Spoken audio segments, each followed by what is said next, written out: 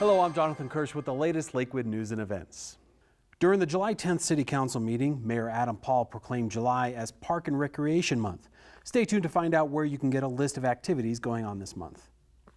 City Council also approved a resolution that will combine 3 improvement projects in the Belmar area to reduce the disruption to the public. They include traffic and median improvements on West Alameda Avenue, landscaping and sidewalk improvements that the Lakewood Reinvestment Authority also approved, and repaving Alameda Avenue from Carr to Pierce Streets. To see the full July 10th council meeting online, as well as previous meetings, go to lakewood.org/council videos. Low-interest federal disaster loans are available to Colorado businesses and residents affected by the hailstorm last May. The disaster declaration makes SBA assistance available in Adams, Arapahoe, Boulder, Broomfield, Clear Creek, Denver, Douglas, Gilpin, Jefferson, Park, and Teller counties. The filing deadline to return applications for property damage is August 29th. The deadline to return economic injury applications is March 30th of 2018. Applicants may apply online using SBA's secure website at disasterloan.sba.gov/ELA. For more information and to download applications, visit sba.gov/disaster. The SBA Disaster Loan Outreach Center is located at the Jefferson County Courts and Administration Building at 100 Jefferson County Parkway in Golden. They're open Monday through Friday from 8:30 a.m. to 5:30 p.m. If you're looking to learn more about the city planning process or possibly running for city council at some point, sign up for the upcoming session of the Citizens Planning Academy. The Academy provides participants with the opportunity to learn about the city planning process and to take part in 6 lively discussions about how city planning helps shape our community. Sessions are led by nonpartisan planning experts invited by the city's planning department to present on a variety of planning topics. The Citizens Planning Academy is made up of 6 3.5-hour sessions that include dinner. The next academy begins in late August and continues through late October. Class size is generally limited to 25 participants, and you can find more information at lakewood.org/planning academy. Applications must be received by 5 p.m. on Thursday, August 10th. If you're looking for a way to keep your neighborhood safe, organize a block party for National Night Out, which is Tuesday, August 1st this year. Lakewood Police will do everything they can to support your event with educational materials and party items. Members of the police and fire department will also make appearances, bringing by many of the vehicles and pieces of equipment they work with, which is always fun for the kids and adults. Hi, I'm Dan McCaskey, Lakewood Police Department Chief of Police, and I'd like to invite you and your neighbors to join us for this year's National Night Out. This is your opportunity to partner with the Lakewood Police Department and prevent crime in your neighborhoods. So please join us for this year's National Night Out. We'd love to have you. Thank you.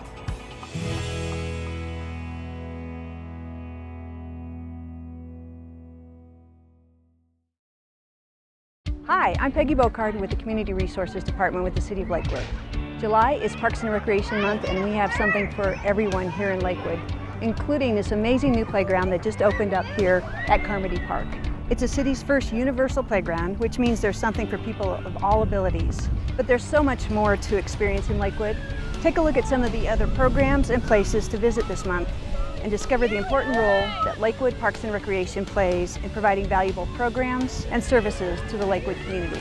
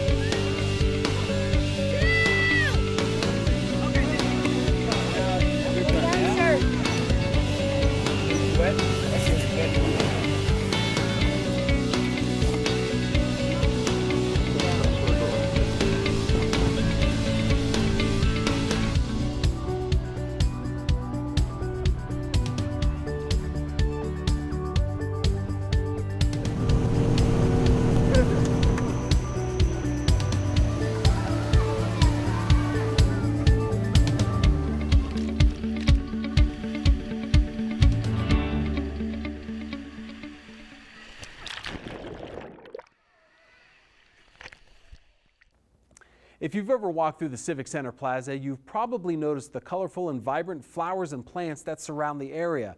Well, they're part of the many Xeriscape gardens you'll find around Lakewood. And as I found out during a recent chat with Lakewood landscape architect John Paliga, the city had a very specific reason for planting the garden on the plaza.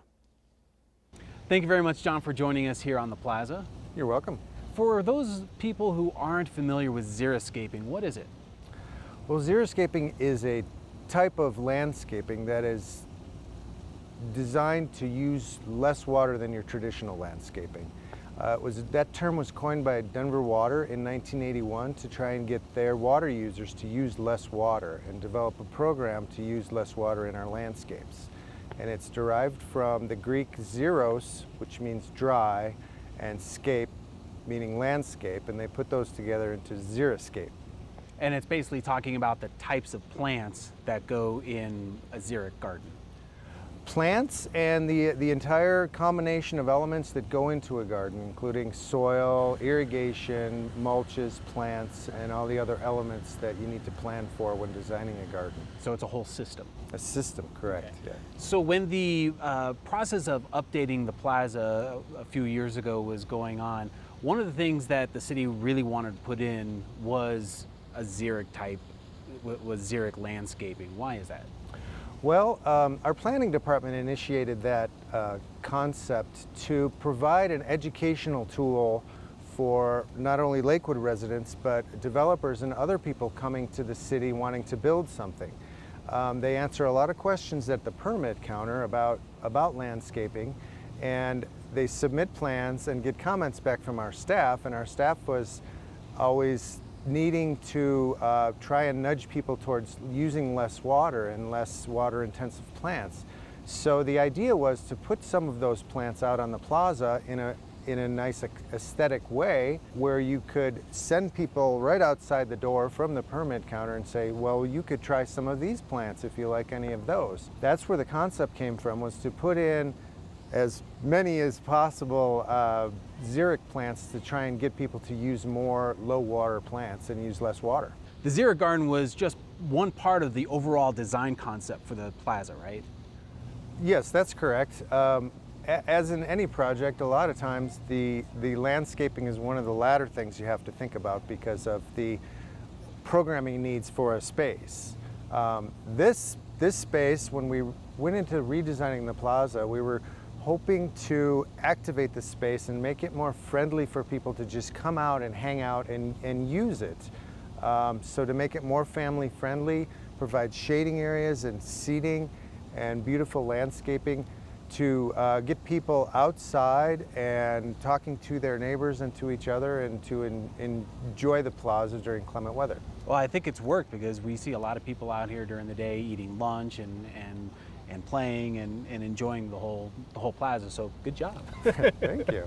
So how does planning a xeric garden differ than planting your normal flower bed at home? Well, the Xeriscape principles, if you follow them to the letter, there's 7 different principles involved. And what you're trying to do overall is use less water. But in order to do that, you need to plan your soils, your plants, and your mulches, your irrigation system, and how you arrange those plants is critical for water usage, because you want to put very low water using plants together and medium water using plants together, and then if you wanted to have to highlight one area and some more water intensive plants, you put those together so that you're not overwatering some and underwatering others. So there's a little more extensive planning that goes along with it, but it's very important in our arid landscape to water just as much as you need and not overwater. Now, before we started shooting this segment, you were talking about, in this space specifically, that the plants that were planted on this side of the plaza were a little different than the plants that are planted on the other side of the plaza for various reasons. That's correct. This plaza that we're sitting in has a northeast-southwest orientation, which gives you almost 2 different microclimates when it comes to the sun exposure and also the wind in the winter.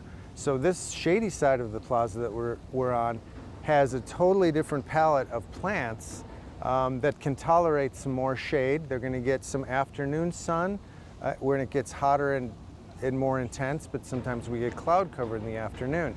The other side of the plaza is sun-baked most of the day. So those plants are chosen for full sun application, where they will grow a little faster over there. They have an earlier spring over there, and they're going to use a little more water over there because the sun's beating on not only the plants, but also on the sides of the planters more of the day.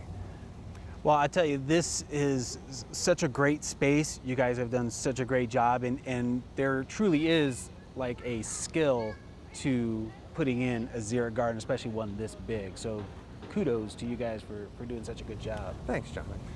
If you want more information about the plants in the xeric demonstration garden we have here at the Plaza, you can go to the permit counter desk at 470 South Allison Parkway or online at lakewood.org.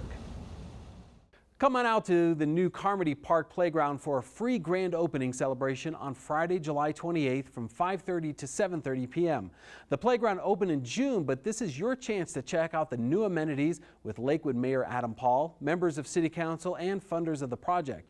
There will also be a free outdoor Zumba class, a workout at the outdoor fitness zone, and lawn games. It's the first universal playground in town designed so that residents of all ages and abilities can play together, and includes year-round heated restroom facilities, a multi-sport court, and expanded parking lot. We hope to see you there. The number of blood donations usually drops during the summer, so the Lakewood Police Department is participating in the Bonfils Blood Center's challenge to firefighters and police officers to see which professional can donate the most blood in July.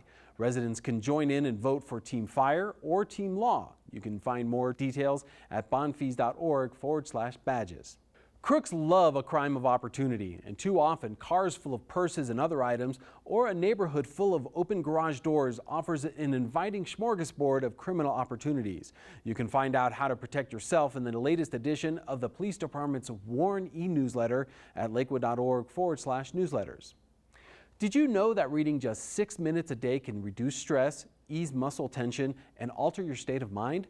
The Jefferson County Public Library, along with Foothills Animal Shelter, hopes to help you achieve all that through its summer reading program. I had a chance to sit down with folks from both organizations to get more information. Take a look. All right, well, thank you ladies so much for joining us today and talking about this fantastic program. Cindy, let me start with you.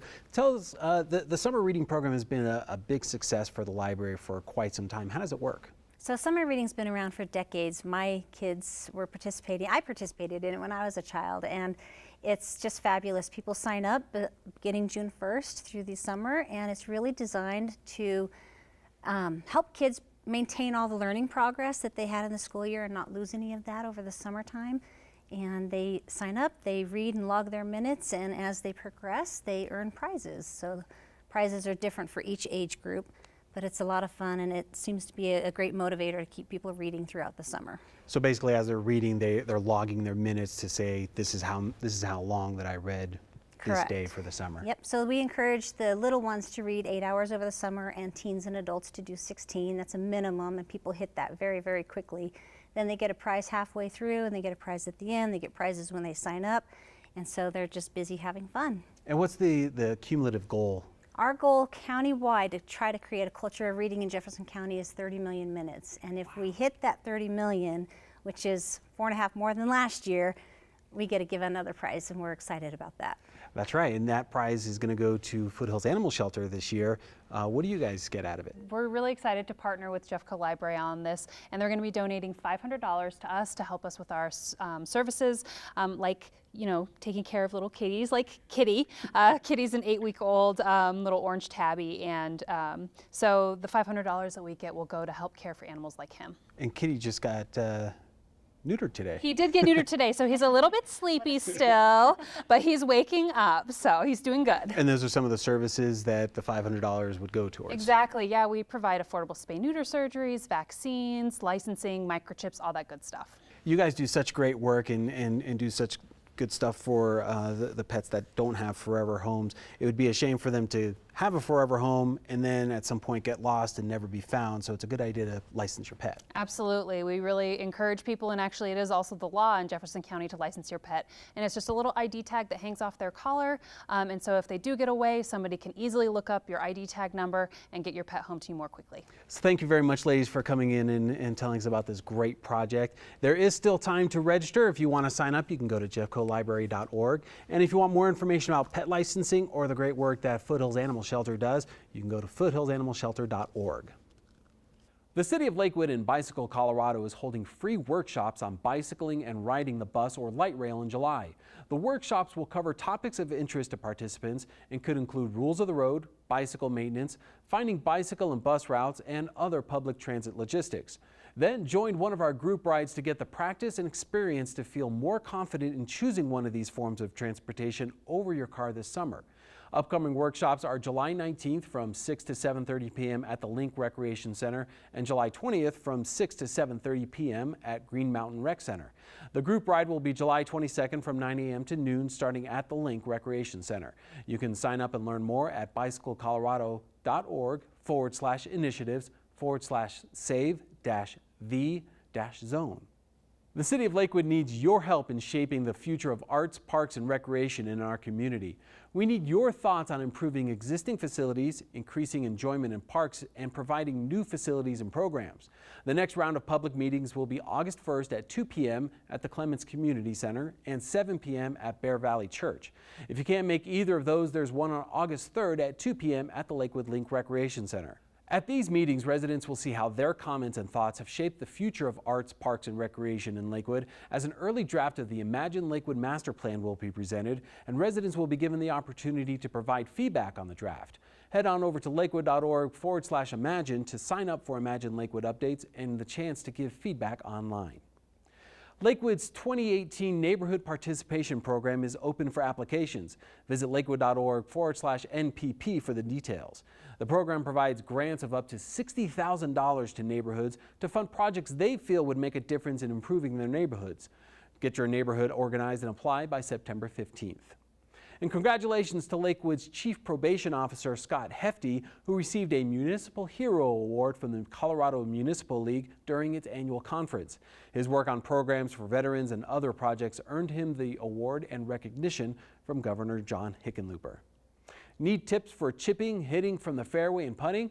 You can get them from Lakewood's pros in the comfort of your own home by watching Lakewood's playlist of golf tips at lakewood.org/Lakewood8. That's it for this edition of City Scene. Stay up to date on the latest Lakewood news and events at lakewood.org. I'm Jonathan Kirsch. Thanks for watching.